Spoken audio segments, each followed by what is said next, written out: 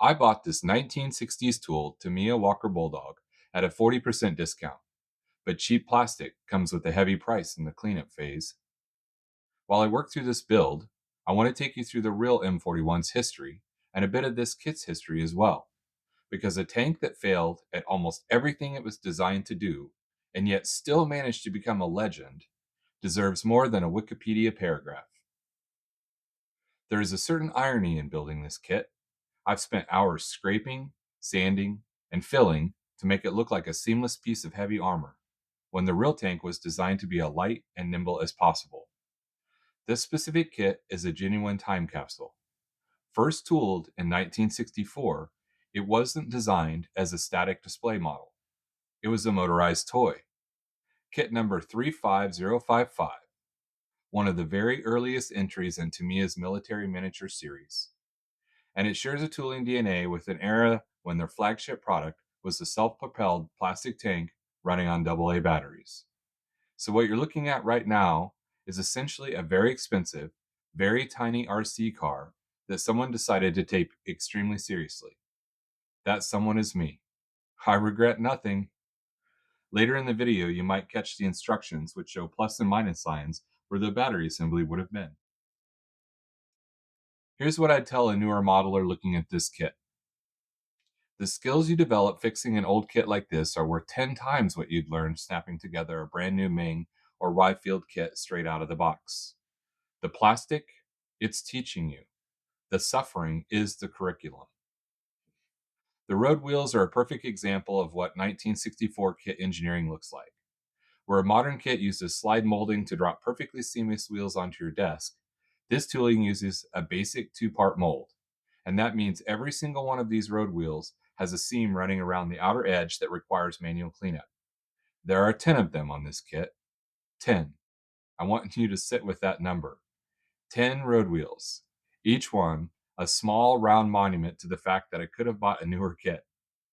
But when you're done, and they're sitting flush against the suspension arms with no visible seam line, there is a particular satisfaction in which a modern kit simply can't give you. Or so I tell myself at 1 a.m. with sandpaper dust in my coffee. Just like this kit, the real M41 had a complicated and intensely rushed birth. Following World War II, the U.S. Army desperately needed to replace the aging M24 Chaffee. Beginning in 1946, they commissioned a project under the designation T-37. The vehicle was designed from the ground up to be air transportable, a fast, highly mobile scout tank that could be rapidly deployed, yet still carry a main gun capable of threatening modern armor. The T-37 featured a novel, long 76mm gun paired with an advanced rangefinder. But that rangefinder proved too complicated and ambitious for a vehicle of this class. In 1949, engineers simplified it, and the project was redesignated the T-41. Testing was underway at the Aberdeen Proving Ground, and things were moving along at a measured pace, right up until June 25, 1950. When North Korean forces crossed the 38th parallel and the Korean War erupted, the Army panicked. The T-34 tanks rolling with the North Korean People's Army were decisively outclassing the aging M24 Chafees in U.S. and South Korean service, and Washington needed a modern light tank now. Orders for the T-41 went out around August 1950, and Cadillac's Cleveland tank plant, the same facility that had built the M5 Stuart and M24 Chaffee, ramped up for production. The first production models rolled out in 1951, initially called the Little Bulldog, before being officially renamed to the Walker Bulldog at a demonstration for President Truman at the Aberdeen Proving Grounds in February of 1951. The tank's name is in honor of General Walton Walker, the commander of the U.S. 8th Army in Korea, who had been killed in a Jeep accident on December 23, 1950. The Army got their punch with a highly accurate 76mm M32A1 rifled gun. They got their mobility with the top road speed of nearly 45 miles per hour. But they had a serious weight problem.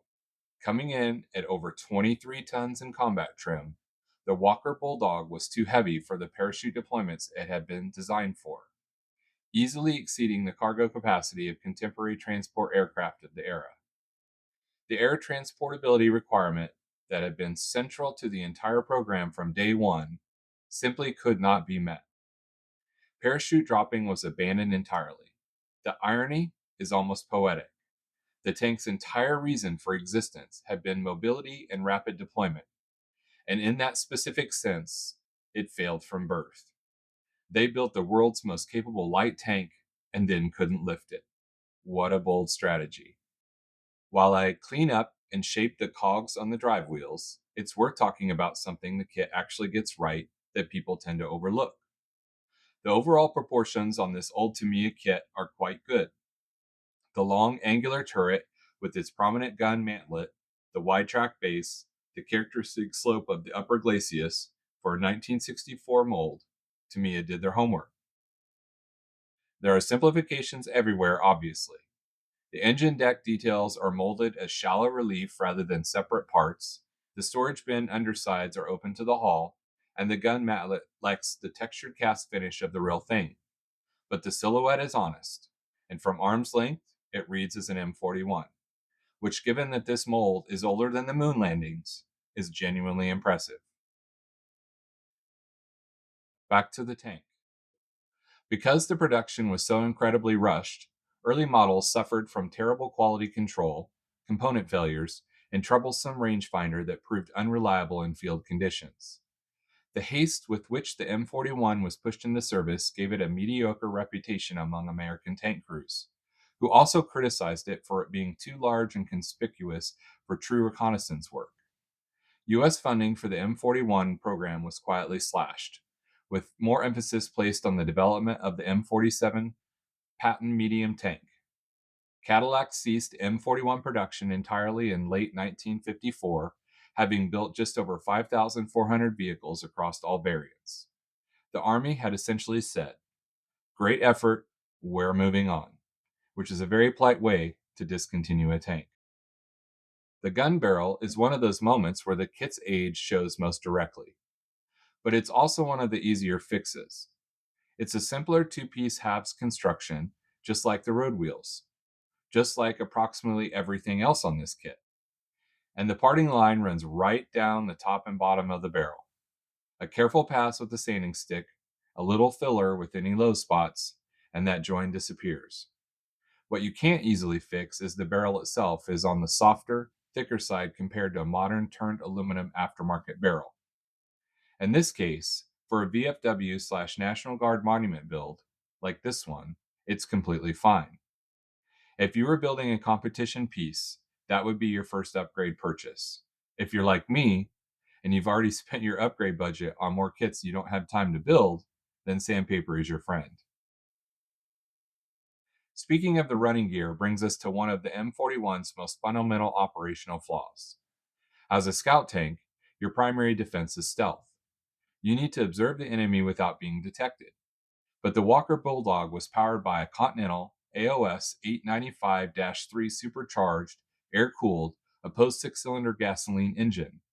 It pushed out 500 horsepower, giving it that massive top speed. But it was notoriously, deafeningly loud. This extreme noise not only gave away the tank's position long before it was in range to actually observe anything, but it generated so much ambient racket that it impaired radio communications and ruined the crew's situational awareness during reconnaissance missions. So to summarize, they built a stealth vehicle that you could hear from miles away. The Army's response to this was, essentially, to write it off as someone else's problem and start designing the Sheridan. On top of the noise, it was an absolute gas guzzler. It carried 140 gallons of fuel, but only achieved about 2.5 miles per gallon cross country, giving it a maximum operational range of roughly 100 miles. It was a scout tank that couldn't hide and constantly needed to stop for fuel. At this point, you have to wonder what the design brief actually said, because the M41 achieved almost none of it. Too heavy to drop, too loud to hide, too thirsty to go very far. It was technically a light tank in the way a golden retriever is technically a hunting dog. enthusiastic, loud, beloved, and not entirely suited for the job.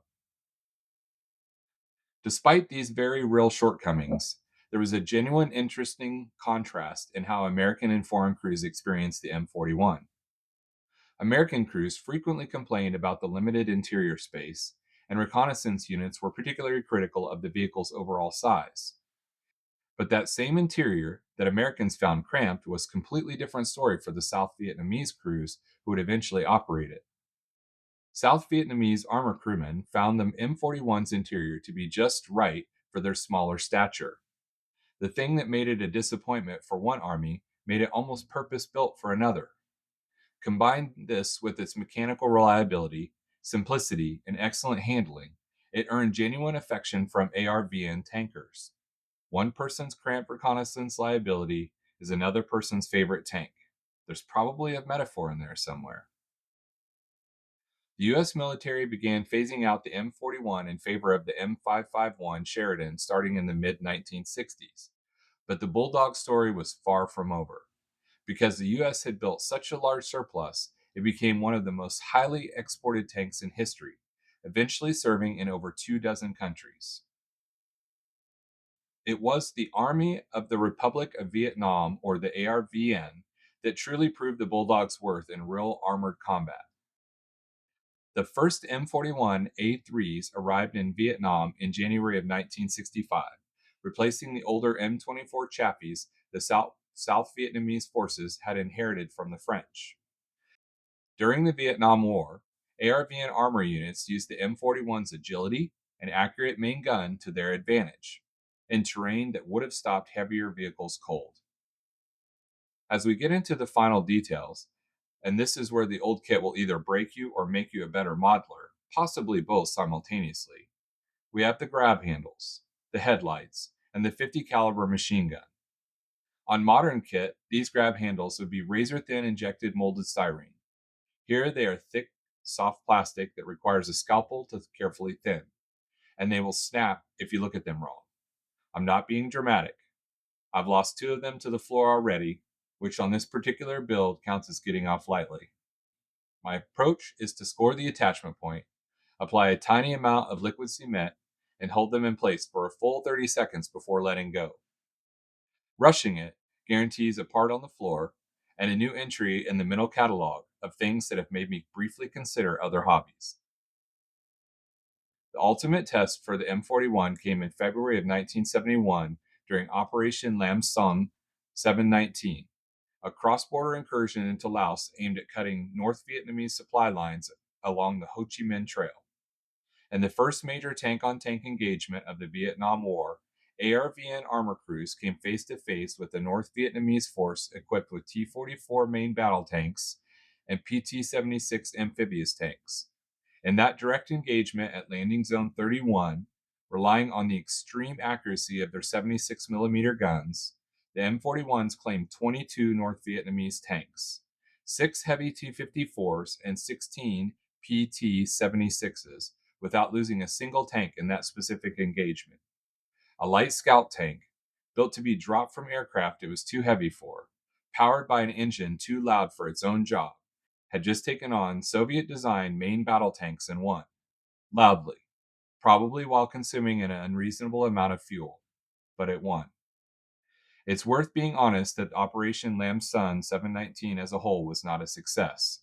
South Vietnamese forces ultimately withdrew from Laos under heavy pressure, suffering significant losses across the broader operation.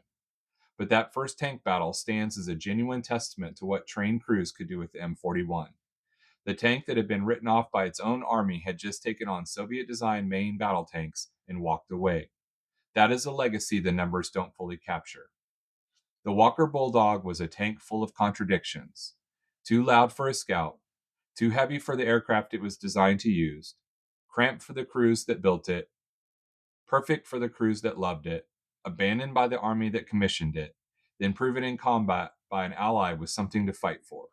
And now, here it is, a miniature. A 60-year-old kit that asks more of you than anything modern and repays that effort with something a shake-and-bake kit never could. Assuming you haven't lost all the grab handles, with that plastic finally tamed, filled, and sanded, We have our canvas. In the next video, we are stripping away the combat history entirely and turning this piece of armor into an oxidized, weathered VFW National Guard static monument, complete with fox bronze statues. I'll see you at the bench.